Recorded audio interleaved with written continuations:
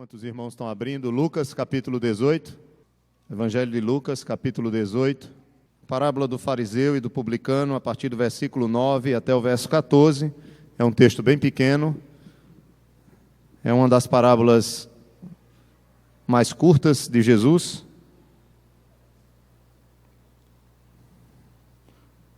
Quando falamos das parábolas mais extensas, claro que há outras parábolas menores, mas essa aqui é uma parábola especificamente do Evangelho de Lucas. Nós não temos essa parábola em nenhum outro evangelho.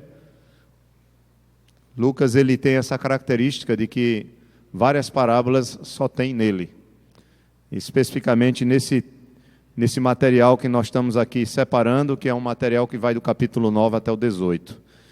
É o que nós chamamos do material central do Evangelho de Lucas. Vai do 9 ao 18, e é um material em que ele é rico em parábolas e em ensinos de Jesus, e que o autor, no caso o evangelista Lucas aqui, ele está muito mais preocupado, não com a geografia, não com a questão cronológica, mas muito mais com o ensino de Cristo, por tópicos.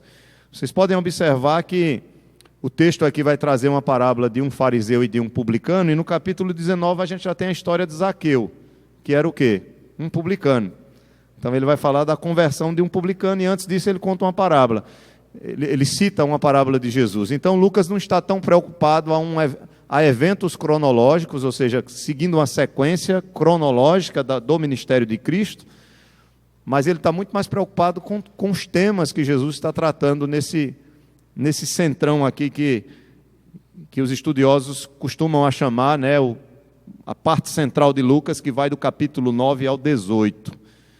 Nós vamos entender melhor isso um pouquinho mais à frente. Mas vamos ler Lucas 18, verso 9, tá?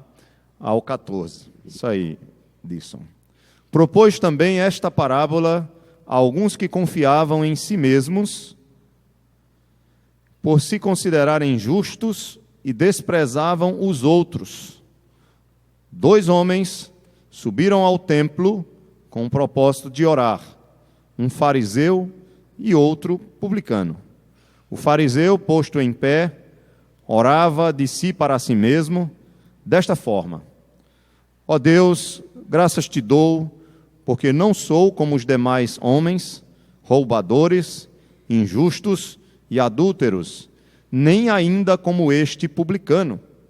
Jejuo 2 vezes por semana e dou o dízimo de tudo quanto ganho. Verso 13.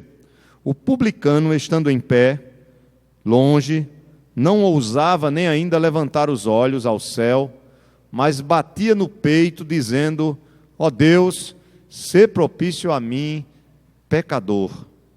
Digo-vos que este, ou seja, o publicano, desceu justificado para a sua casa, e não aquele, que é o fariseu. Porque todo o que se exalta será humilhado, mas o que se humilha será exaltado. Deixe sua Bíblia aberta nesse texto, e nós vamos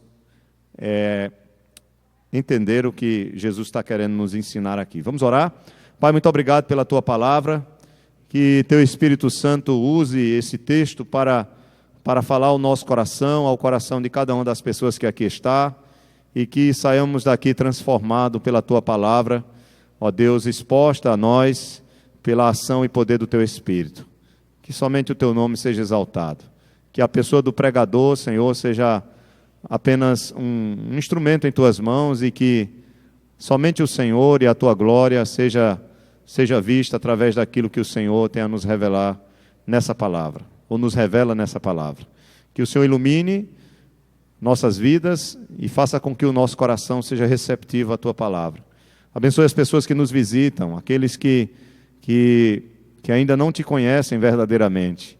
Que o Senhor também possa conduzi-las a compreender a verdade do Evangelho e a se arrependerem de seus pecados e a crerem em Jesus Cristo como o único Senhor e Salvador de suas vidas. Nós te pedimos e te agradecemos em nome de Jesus. Amém. Eu quero aproveitar e dizer muito bem-vindas a todas as pessoas e também aquelas pessoas que nos visitam nesta noite. Que Deus abençoe você e que o Senhor possa falar ao seu coração através dessa palavra. Irmãos, como eu havia falado, você está com Lucas aí, capítulo 18 aberto, mas se você puder, volte ao capítulo 9 de Lucas.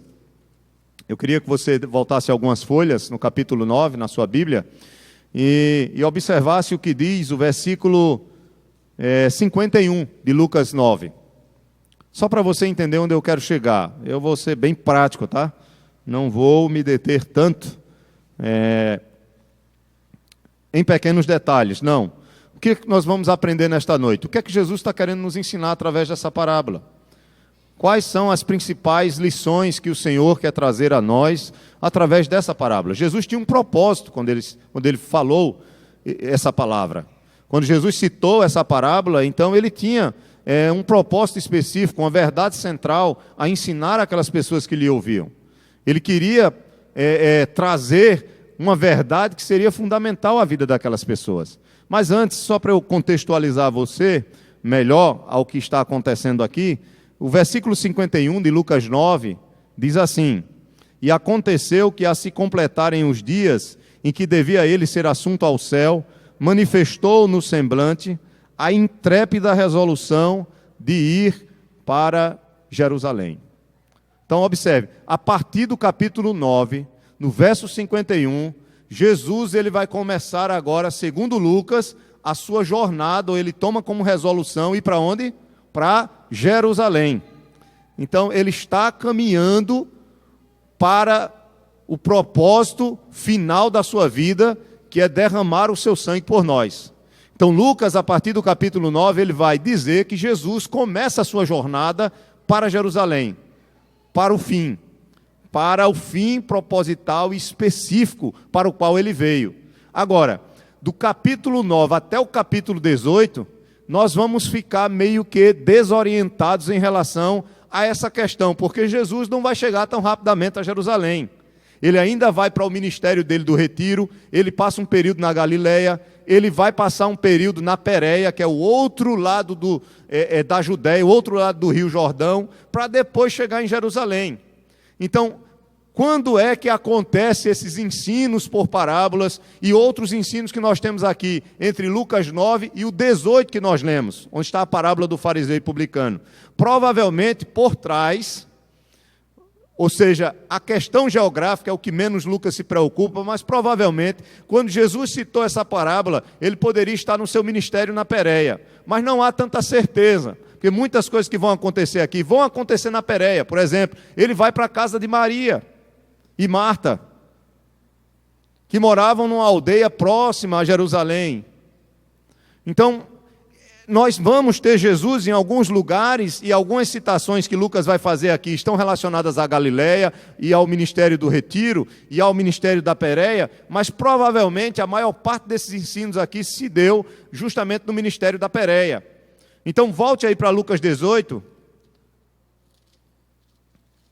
e aí nós temos a parábola do fariseu e publicano, que muitas pessoas não conseguem, e é normal, eu também já passei por isso. Quando nós lemos essa parábola, nós ficamos muitas vezes apenas naquilo que é claramente expresso na parábola, mas que, se nós ficarmos com as verdades que Jesus traz aqui de maneira muito superficial, nós não vamos conseguir compreender o que Jesus verdadeiramente está querendo nos dizer com essa parábola. Porque muitas pessoas ficam muito mais preocupadas com a questão do ouvir a oração. Por exemplo, nós temos dois homens, um fariseu e um publicano, nós temos dois tipos de orações e nós temos dois resultados. Não é isso? Essa parábola não mostra isso? Temos dois homens que sobem ao templo para orar, para o culto. Um fariseu e um publicano, ou seja, um religioso, um homem que era considerado um homem de Deus e outro que era considerado um miserável, um pecador. Nós temos esses dois homens orando. Um ora e se vangloria na sua oração e mostra que ele era o tal, ou que ele era aquele homem justo, aquele homem de Deus. O outro não tem coragem nem de olhar para cima. Bate no seu peito, diz que é pecador e está ali diante da presença de Deus, totalmente humilhado e arrependido de seus pecados e clama pela misericórdia do Senhor.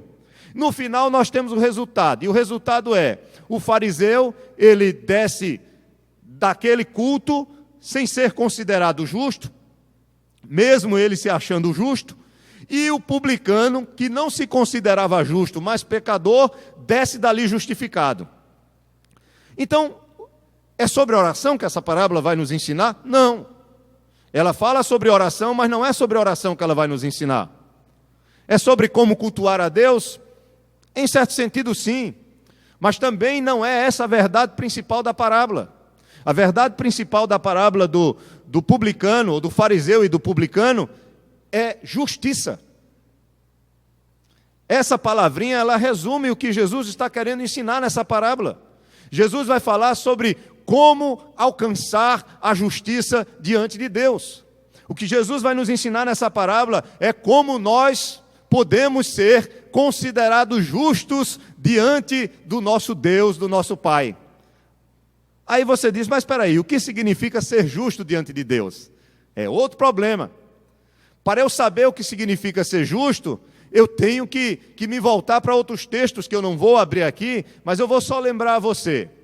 Nós falamos hoje de manhã, baseando-nos na quinta petição do Pai Nosso. Qual é a quinta petição? Pai, perdoa as nossas dívidas, para que nós perdoemos ou perdoamos os nossos devedores. Essa é a quinta petição do Pai Nosso. Santificado seja o teu nome, venha o teu reino, seja feita a tua vontade, o pão nosso de cada dia dai-nos hoje. E a quinta petição, perdoa as nossas dívidas. A sexta é livra-nos do mal, é a última. Mas a quinta petição, perdoa as nossas dívidas, aponta para uma realidade de todo ser humano. Todo ser humano, ele já nasce como um devedor diante de Deus. O rei Davi, no Salmo 51, ele diz, em pecado fui formado, e em pecado fui concebido. Eu já nasci em pecado, e em pecado a minha mãe me concebeu. Paulo vai dizer que todos, não há um sequer, todos pecaram, e destituídos estão da glória de Deus. E aí você diz, como todos nós somos considerados pecadores? Somos considerados pecadores porque herdamos o pecado, herdamos a culpa de Adão, e vemos isso, irmãos, claramente na nossa própria vida. Todos nós que estamos aqui pecamos.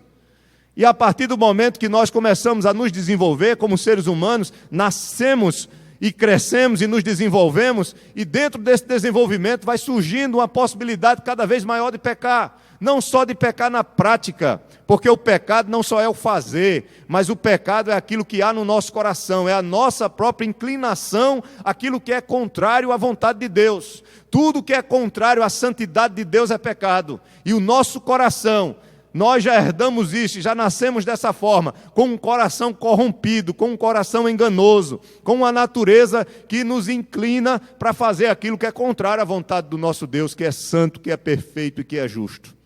Pecamos em pensamentos, pecamos em palavras, pecamos em motivações do nosso coração e pecamos na prática.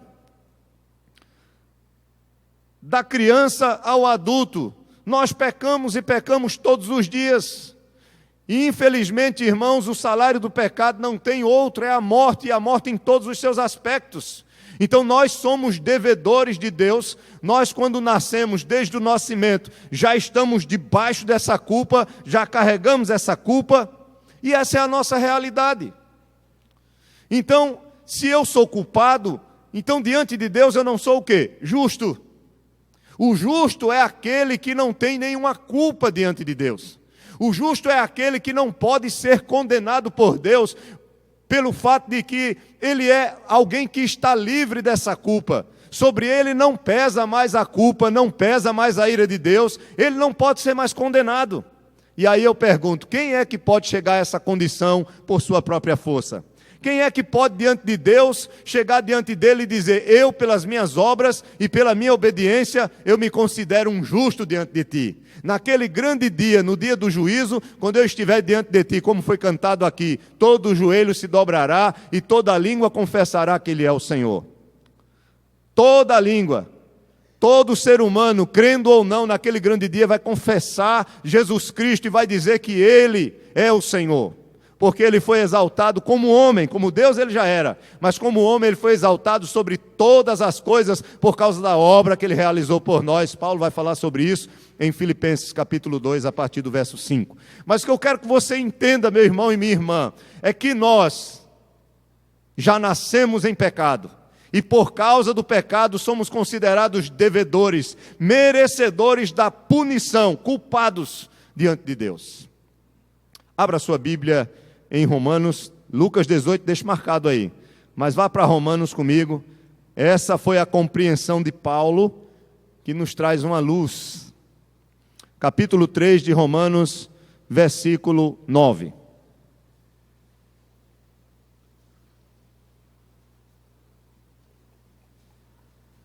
Capítulo 3, verso 9. Veja que Paulo ele vai provar aqui, ele está escrevendo para gentios, para romanos. Ele não conhecia a igreja de Roma. Não foi ele que fundou a igreja de Roma. Mas na igreja de Roma também tinha muitos judeus. E ele vai provar aqui, vai mostrar que os judeus, eles foram extremamente beneficiados pelas promessas, pela lei. A história deles mostra que Deus escolheu esse povo para deles vir um Salvador. Então foi um povo ricamente abençoado através das revelações do que Deus mostrou a esse povo, do seu plano salvador, redentivo, para a humanidade. Deus escolheu esse povo, se revelou a esse povo, fez uma aliança com esse povo, Jesus Cristo vai vir desse povo. Então foram coisas maravilhosas que Deus deu a esse povo durante a história. E Paulo vai dizer, então isso faz o povo judeu especial ou melhor do que os gentios? Pelo fato de Deus ter se revelado a eles durante a história, ter dado a lei, ter dado os profetas, ter dado as promessas a ele, faz desse povo um povo diferente dos gentios? Paulo vai dizer que não. Olha o que ele está dizendo aí no versículo 9 de Romanos 3, que se conclui, temos nós qualquer vantagem? Nós quem? Os judeus, ele está dizendo, ele está se falando como um deles. Temos nós qualquer vantagem? Ele diz, não, de forma nenhuma, pois já temos demonstrado, ou seja, nos capítulos anteriores, que todos, tanto judeus como gregos, estão debaixo do quê? Do pecado. Então não há nenhuma vantagem, judeu, romano, grego, não importa, tanto judeus como gentios, eles estão, todos os homens estão debaixo do pecado. E aí ele vai provar isso, ele vai provar no versículo 10 em diante. Aí ele vai citar alguns salmos, os textos do Antigo Testamento, para provar o seu argumento.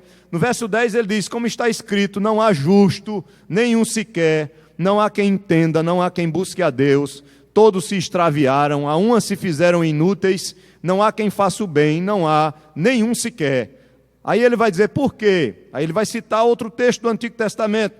No versículo 13, ele vai citar o Salmo, versículo 5, verso 9, quando ele diz, a garganta deles é sepulcro aberto, com a língua urdem engano, veneno de víbora está nos seus lábios, a boca eles a têm cheia de maldição e de amargura. São os seus pés velozes para derramar sangue, e nos seus caminhos há destruição e miséria. Desconhecem o caminho da paz, não há temor de Deus diante dos seus olhos. Então Paulo ele mostra, através de textos do Antigo Testamento, o porquê de não haver nenhum justo. E não há nenhum justo justamente por causa das suas próprias ações. As próprias ações que os homens cometem declaram que eles são pecadores. Mais na frente, Paulo, no capítulo 5, vai dizer que há outra coisa que nos prova, que nós somos pecadores, que é a morte. Pelo fato do ser humano morrer, nós sabemos que todos os homens são pecadores. A morte reina, ninguém escapa da morte. Todos nós vamos morrer. Todos nós vamos, mas se Jesus voltar, pode ser que eu suba, seja transformado, sem passar pela morte. Mas vai ser transformado. Esse corpo aqui, ele vai voltar, ele não vai mais subsistir. O que vai existir é um novo corpo para os que são do Senhor, um corpo glorioso igual ao de Cristo. Esse corpo aqui, velho, corrompido, como Paulo fala, esse corpo que se deteriora, esse corpo que envelhece, que se estraga, que se decompõe, que não é glorioso, mas é terreno, ele vai ter que sair do cenário.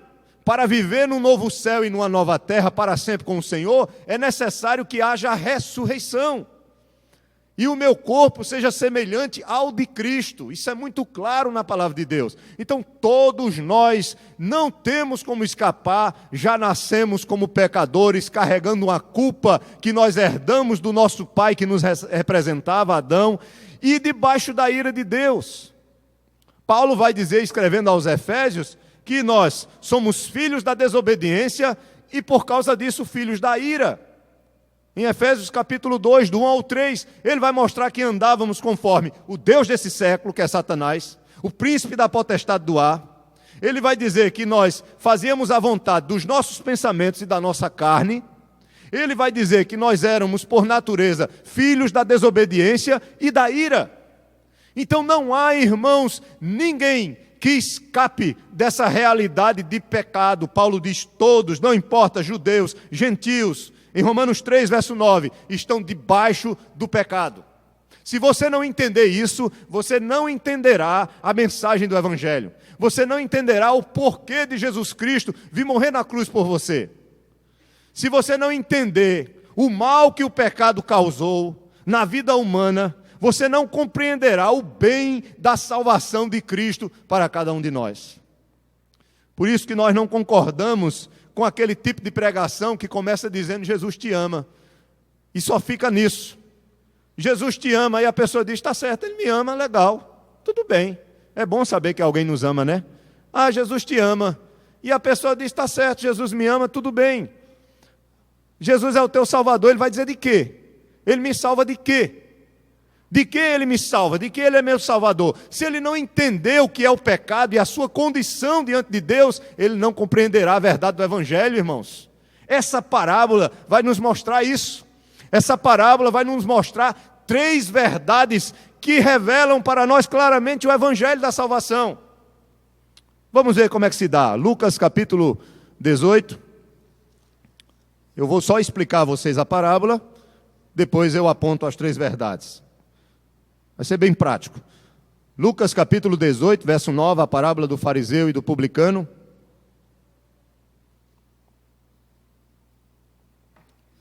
Veja que é comum Jesus, na verdade, aqui não é Jesus, mas aqui é o evangelista que está tentando nos fazer compreender a parábola desde o início, quando no verso 9, acompanha aí comigo de Lucas 18, não deixe de abrir sua Bíblia, né? Abra sua Bíblia, risque ela, coloque do lado as referências. Não tem nada sagrado nesse papel não, tá? As palavras é que são divinas, mas o papel e o livro é igual a qualquer outro. Você tem que riscar, você tem que anotar, para que mais na frente você consiga relembrar algumas coisas. Veja, verso 9 diz: propôs também esta parábola a alguns que confiavam em si mesmos, por se considerarem o quê? Justos, e desprezavam os outros. Então Lucas, ele já introduz o fato, ele já traz uma introdução ao que Jesus vai ensinar, mostrando que o propósito de Cristo com essa parábola era corrigir aquelas pessoas que confiavam em si mesmas. Aquelas pessoas que achavam que por si mesmas, ou pelas suas próprias obras, elas poderiam ser consideradas justas diante de Deus. Como nós vimos até agora na introdução, não há um justo sequer. Todos estão debaixo do quê? Do pecado. Então você, meu irmão, e eu, nós somos pecadores. Olhe para você mesmo, para o seu coração. Você é pecador? É pecadora? E como é, né? Nós desejamos o mal para o próximo. Nós não fazemos o que devemos fazer, e a Bíblia diz que isso já é pecado. Se há algo bom que nós devemos fazer, quando nós nos esquivamos e não fazemos ou nos omitimos, nós já estamos pecando. Ou seja, pecamos porque não fazemos o que é certo, pecamos porque fazemos o que é contrário à vontade de Deus, pecamos nos nossos pensamentos, pecamos com os nossos sentimentos, pecamos com a cobiça do nosso coração, pecamos com as nossas palavras, pecamos com as nossas intenções. Então nós somos pecadores, nós somos miseráveis. Paulo, ele era um homem de Deus e ele diz: eu sou o pior dos pecadores. Só houve um, irmãos, que não pecou, e esse é Jesus Cristo. Somente ele é santo e perfeitamente santo, e que ninguém pôde acusá-lo de pecado, e nem pode, porque ele era o Filho de Deus, perfeitamente santo, e não herdou esse pecado que nós herdamos de nossos pais, de nossos primeiros pais. Ele não herdou, sobre ele não foi imputado esse pecado que foi imputado a nós. Como Paulo diz em Romanos capítulo 5, por causa de Adão todos pecaram, e por causa do pecado todos vão morrer. E aí, irmãos, vem essa parábola agora que vai nos mostrar justamente o indivíduo que achava que era capaz de ser considerado justo diante de Deus. Parece algumas pessoas de hoje que acham que podem ser justificadas por aquilo que elas fazem, por aquilo que elas são. São os religiosos, né? Como aquele João do Diabo lá de Goiás, né? Que foi preso. Não é João de Deus não, eu chamo João do Diabo, né? Então, mas os irmãos entendem o que eu estou falando. Mas vamos lá, versículo 10. Bem, ele é João de Deus, mas outro Deus, né? O Deus verdadeiro e santo, não. Então vamos lá. Verso 10 diz: 2 homens subiram ao templo com o propósito de orar. Quem não conhece a cultura da época, acha que esses homens subiram só para orar. Como se eles tivessem ido somente orar. Mas vejam, em Israel, nessa época, havia um culto em que as pessoas participavam 2 vezes por dia em Jerusalém. Era no sacrifício matutino e no sacrifício vespertino. 2 vezes no dia havia um sacrifício que era oferecido diante de Deus pelos pecados do povo. Esse culto ele era realizado no templo em Jerusalém. Então os sacerdotes que eram responsáveis por esse culto, eles sacrificavam um cordeiro logo de manhã cedo e às 3 horas da tarde, mais ou menos próximo da hora que Jesus Cristo morreu. Isso fazia parte da lei, isso fazia parte do que Deus tinha ensinado a esse povo em relação às cerimônias que eles deveriam oferecer ao Senhor. Então não era um momento de oração apenas, era um culto. 2 homens estão subindo aqui para adorar o Senhor, para fazer parte de uma adoração congregacional, coletiva. Porque quando nós não entendemos isso, fica parecendo que eles subiram como quem vai para qualquer lugar apenas orar. Não foi isso. Eles estavam indo aqui para um culto. Talvez de manhã, talvez de tarde, não sabemos. Mas eles vão participar de tudo. Eles vão ver o sacrifício do cordeiro. Eles vão ver o sacerdote entrando e oferecendo incenso sobre o altar. Eles vão ver o animal sendo sacrificado no altar do holocausto e o seu sangue sendo levado.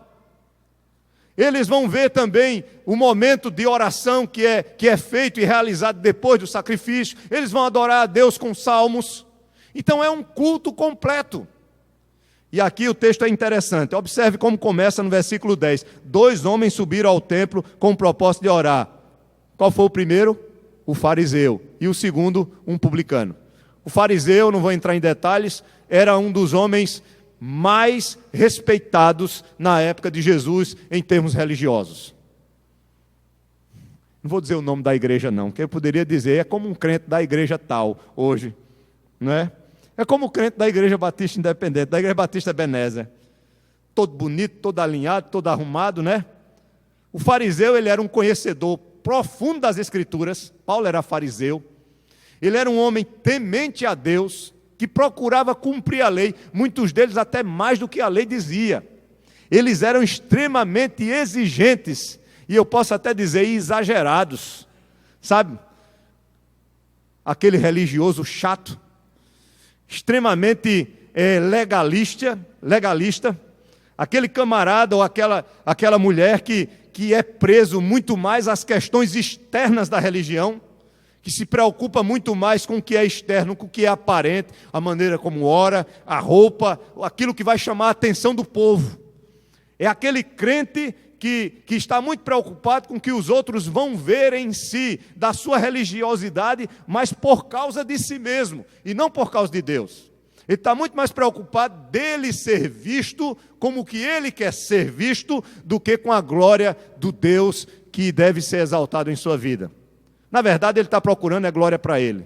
Graças a Deus que isso não existe hoje em dia não, né? Nas nossas igrejas, existe bastante, né? Tantas pessoas estão muito mais preocupadas em aparecer, em mostrar o que elas são, do que em mostrar Cristo através de suas vidas, de suas atitudes, de suas palavras. Estão muito mais preocupados em decorar jargões evangélicos, textos bíblicos, demonstrar uma certa santidade aparente, mas que no fundo do coração e na vida, que Deus conhece lá no coração, estão distantes e muito distantes de Deus. Preste bem atenção, esse homem, um fariseu, ele está indo para o culto. Com certeza, talvez até algumas pessoas abriam para esse homem passar. Ele era diferenciado, ele era um homem respeitado, ele era um fariseu. Fosse falar de Bíblia com ele, ele era um mestre. Orava muito, muitas vezes nas praças, muitas vezes para chamar a atenção das pessoas. A oração dos judeus ela é feita em voz alta. Quando ele ia ofertar, procurava fazer isso na frente de todo mundo e gritar o valor que ele estava dando, talvez, para que as pessoas vissem que ele é um homem de Deus.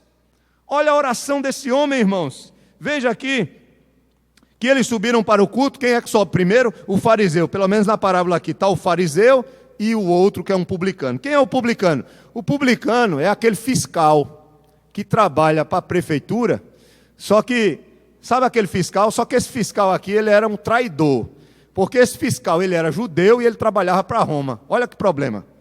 O publicano é um fiscal de Roma, só que ele é do próprio povo. Olha a situação.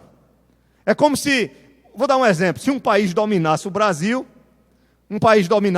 escravizasse o Brasil, e os brasileiros se tornassem fiscais desse país que nos dominou, e começasse agora a cobrar de nós impostos para esse país que nos escraviza, só que em vez deles cobrarem os impostos, que já são muito, justamente eles cobravam além do que o país escravizador pedia, porque o que passasse disso eles botavam onde? No bolso. Por que vocês acham que Zaqueu vai dizer, olha, se eu defraudei alguém, eu vou devolver? Jesus disse, hoje houve salvação. Um publicano dizer isso. Um publicano dizer que vai devolver. Ele verdadeiramente se arrependeu. E a história dele é no capítulo seguinte, de Zaqueu. O publicano, ele era um judeu que trabalhava para Roma e cobrava muito mais do que Roma pedia. E o que passava, ele dava a Roma, o que era de Roma, e o que passava, ele botava no bolso. Muitas vezes eles eram trapaceiros, mentirosos e ladrões. Então você tem um religioso e você tem um homem odiado pela sociedade que está subindo também para o culto no templo, em Jerusalém. Agora vamos ver como é que vai se desenrolar a história. Momento do culto, versículo 11. Como é que eu sei que isso aqui era no templo? Bem, primeiro, duas pessoas sobem. Segundo, porque diz aqui que um se afasta, um ora para si mesmo, outro não tem coragem de se aproximar. Então, eles estavam no local de adoração. Segundo, porque o publicano vai mencionar a ideia do sacrifício, quando ele diz, Senhor, ser propício a mim. E vocês vão entender que ele está apontando para o sacrifício que havia do cordeiro. Então, era um culto. E a oração fazia parte desse culto. Porque quando o sacerdote começava o culto com cânticos, com algumas citações dos textos do Antigo Testamento, algumas orações, e depois eles faziam um sacrifício do cordeiro. Depois do sacrifício, o sacerdote ele pegava as brasas do altar com o incenso e queimava o incenso no outro altar que ficava dentro do lugar santo. E quando subia aquela fumaça, o povo ficava do lado de fora fazendo, sabe o quê? Orando. Por quê? Porque eles entendiam que depois do sacrifício do animal inocente, que morria em favor do pecador, o caminho agora estava aberto para que eles pudessem falar com Deus, para que Deus os ouvisse e recebesse suas orações. É nesse momento que nós temos a oração do fariseu e a oração do publicano. Vocês estão entendendo? Nesse culto. E aí vem o fariseu e ele diz aí no versículo 11, olha aí, o fariseu posto em pé, orava de si para si mesmo. Essa tradução ela não nos ajuda muito, né? O fariseu posto de pé, orava de si mesmo para si mesmo. O que é que isso quer dizer? Que a sua oração era apenas egoísta? Não.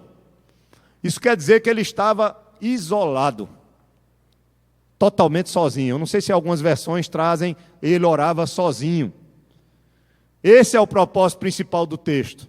É que esse fariseu, ele se afasta, porque ele se achava o quê? Ele se achava um homem santo. Então por que eu ficar no meio de todo mundo, do povão, que está adorando a Deus, se eu sou melhor do que eles?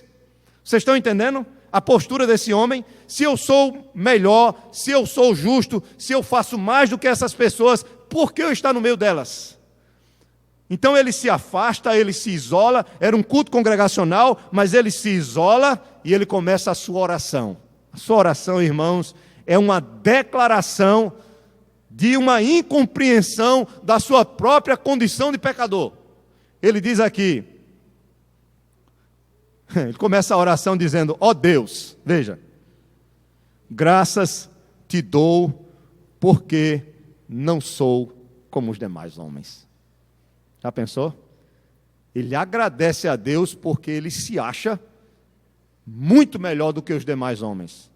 Aí você até, mas rapaz, ele não está agradecendo a Deus, pastor? Então vamos lá.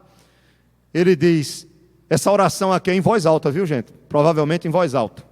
Não é isso, Roberto? Os judeus, eles oram em voz alta. Agora você imagine o coitado do publicano lá, um pouquinho distante, ouvindo esse fariseu orando. E ele dizendo, graças te dou, ó Deus, porque eu não sou. E era com o olho aberto, viu? Não era com o olho fechado, não. No mínimo que Jesus está dando a entender é que ele olhou para o publicano, não apontou, né? Aí também é demais, o texto não diz isso. Mas ele olhou para o publicano e disse, não sou como os demais homens, roubadores. Olha lá o publicano lá, roubadores, ladrão, você é ladrão. Roubadores, ladrões, trapaceiros, e ele ainda esculhambou, né? Adúlteros. Aí foi demais, né? Já era muito roubadores e, né, injustos, mas ainda chamou o coitado de adúltero. Isso aí a gente não sabe, né? Provavelmente por terem uma condição elevada através de sua maneira de agir, a trapaça, sabe, né? Onde há muito dinheiro, onde há muito poder, também pode haver muito adultério. Tudo se torna mais fácil, acaba pecar e cair. Hoje em dia o cara não precisa ter nada, né? E tendo uma bicicleta e uma camisa do esporte, pronto, acabou-se. Para adulterar hoje ele não precisa fazer nada, né? Não precisa ter nem mais dinheiro, que a coisa está esculhambada mesmo. Desculpa, irmão, não aguento não, essa coisa aqui, a coisa é muito séria. Então ele, tudo bem, olhou para o publicano, provavelmente, e ele continua a sua oração. Se ele já não é como esses homens, ele vai continuar no versículo 12, acompanhe comigo. Ele diz, eu jejuo 2 vezes por semana e dou o dízimo de tudo quanto ganho. Pronto, o que é que você quer mais? Olha o que esse homem está dizendo, eu não sou como os demais homens, eu sou diferente deles, eu sou melhor do que eles, eu sou melhor do que esse publicano aí, olha. E outra, olha o que eu faço. Por que ele diz isso? Você precisa entender que na lei, o judeu, ele não era obrigado a jejuar 2 vezes por semana, ele precisava jejuar, sabe quantas vezes no ano? 1 vez. No ano. A lei dizia que havia um dia determinado para o jejum, que era no período do sacrifício, da expiação, o dia da expiação. Era um santo jejum. Aí o crente tinha que jejuar, tinha que se consagrar a Deus. Era um dia especial para isso. Mas ele jejua, ele faz mais do que a lei pede. Ele está dizendo, eu jejum, não é 1 vez por ano, eu jejuo 2 vezes por semana. Sabe aquele crente que diz, olha, eu não vou para a igreja só no culto não. Onde tiver culto a semana eu vou, não, nada contra, viu irmãos? Vá, agora não se acha melhor do que os outros que você vai não. Não se acha melhor do que ninguém porque você participa mais nos cultos do que outras pessoas. Não se acha melhor do que os outros porque você ora 1 hora e o irmão só ora 10 minutos. Porque pode ser que os 10 minutos dele valem mais do que 1 hora que você passa na presença de Deus. Se brincar, você ainda cochila meia hora. Então, não adianta a gente querer se justificar pelo que nós fazemos. É isso que eu quero que vocês entendam.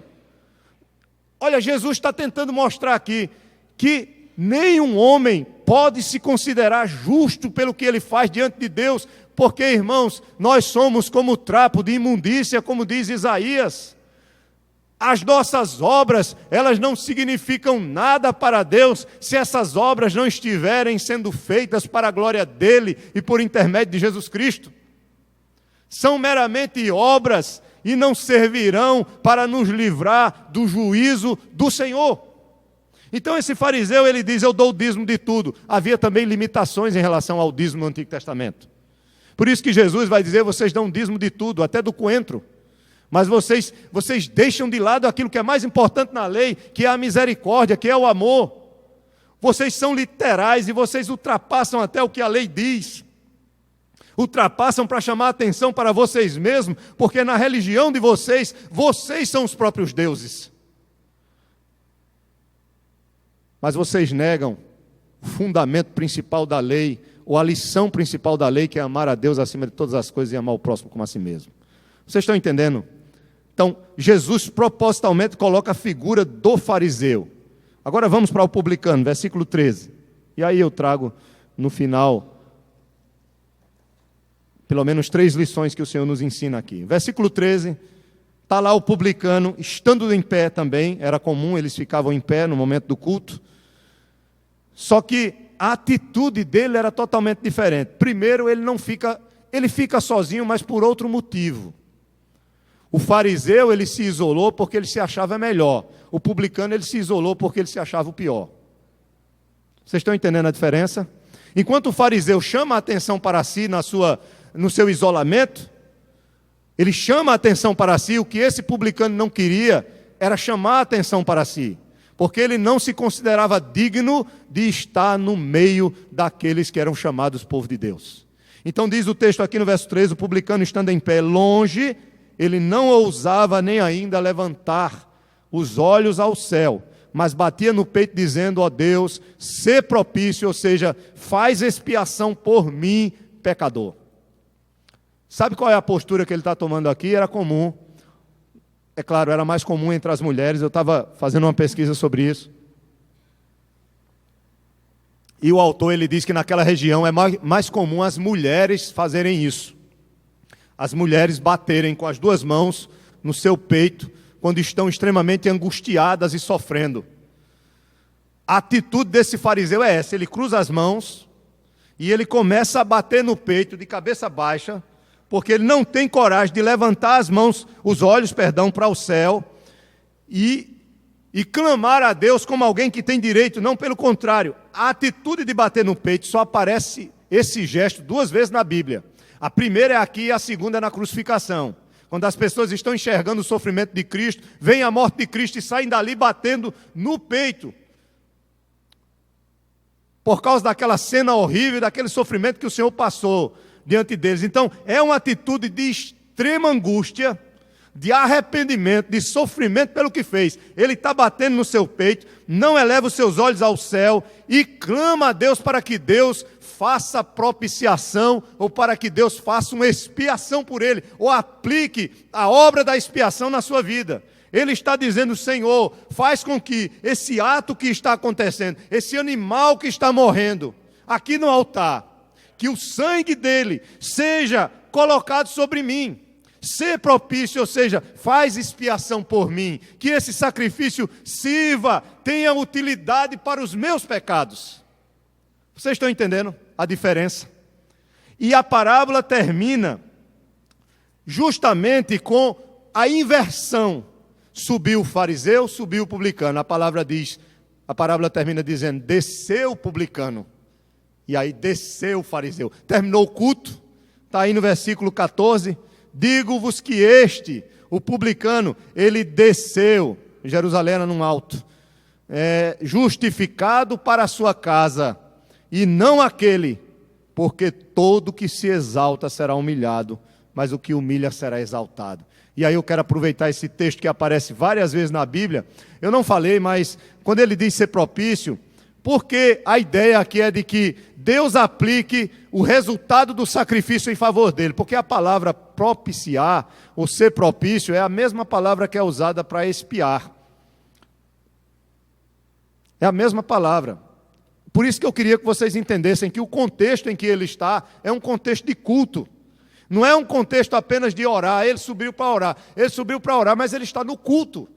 Está acontecendo um culto conforme o Antigo Testamento, o animal sendo sacrificado, ele vendo. Jesus está no contexto dele.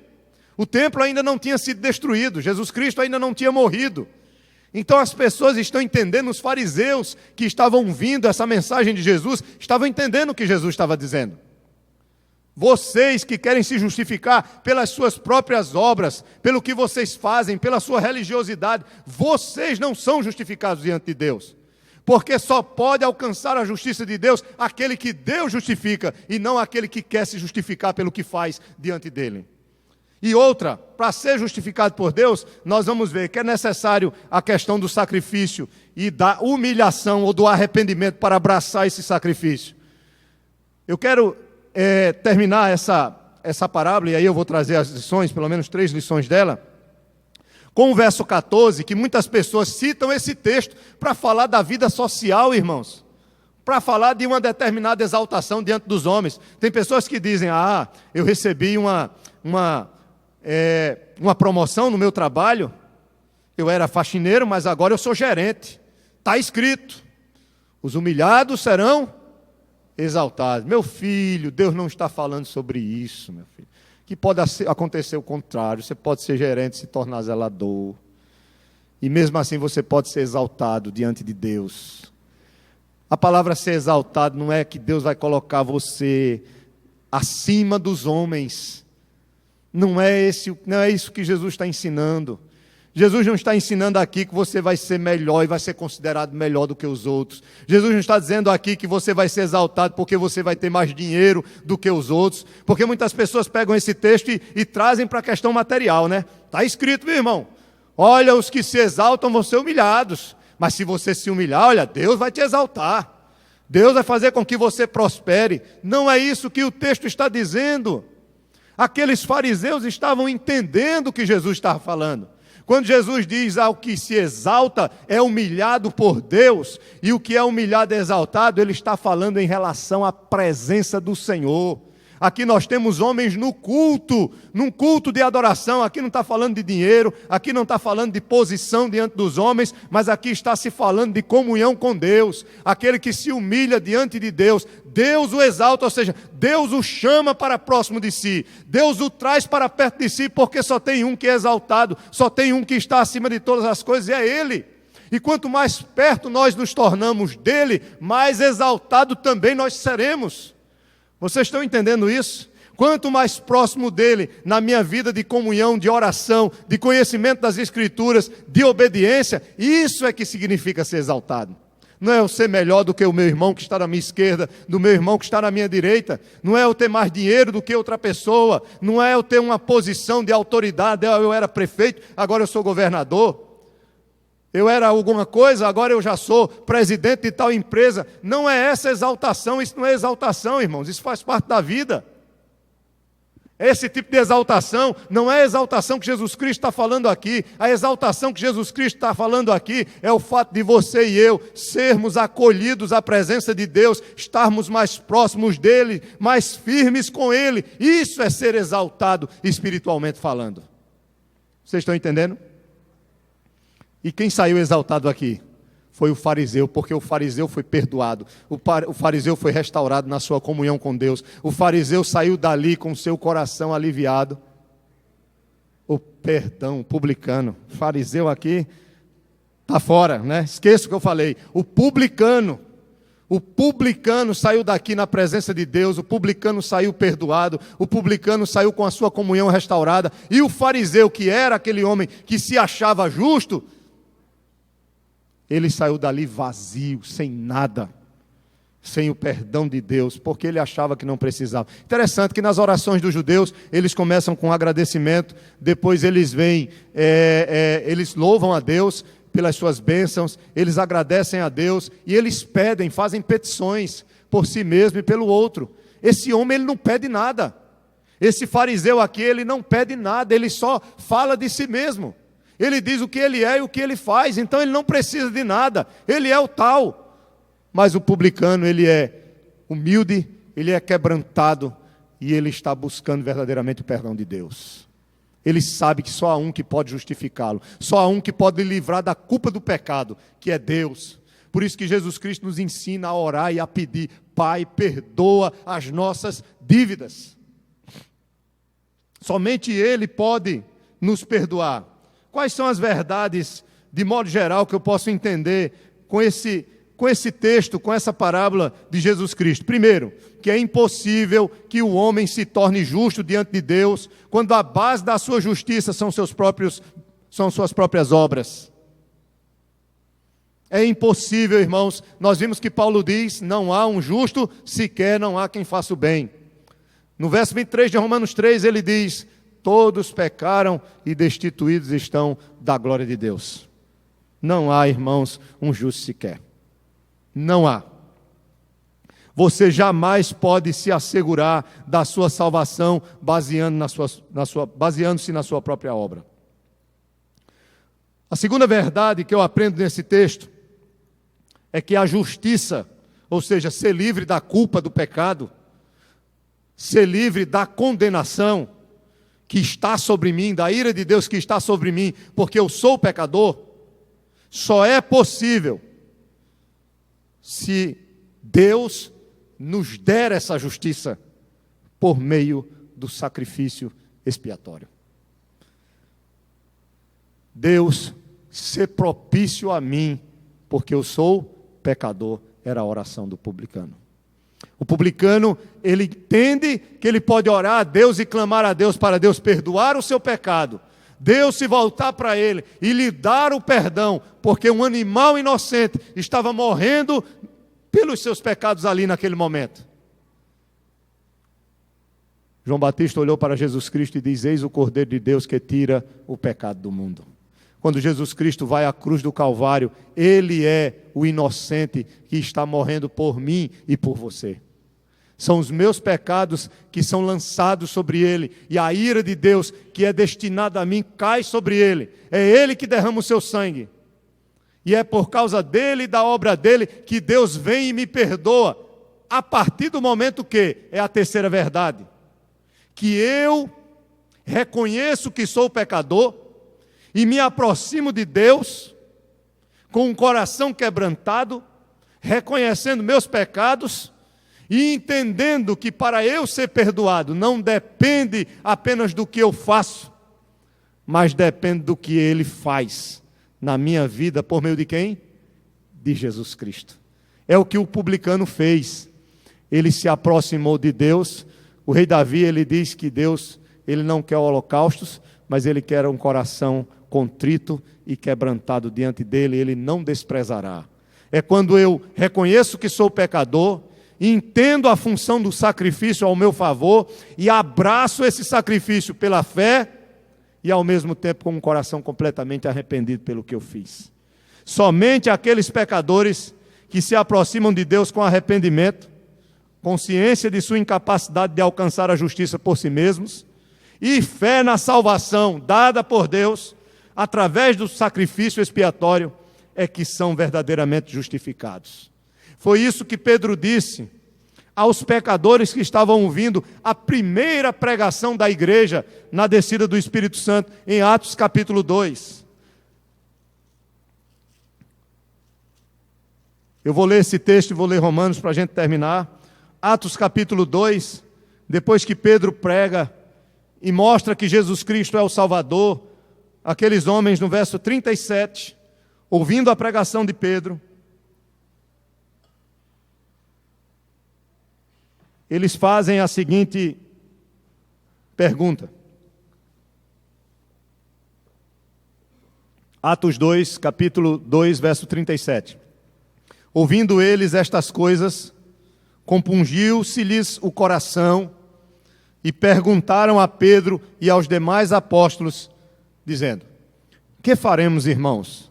Respondeu-lhes Pedro: arrependei-vos e cada um de vós seja batizado em nome de Jesus Cristo para a remissão de vossos pecados e recebereis o dom do Espírito Santo.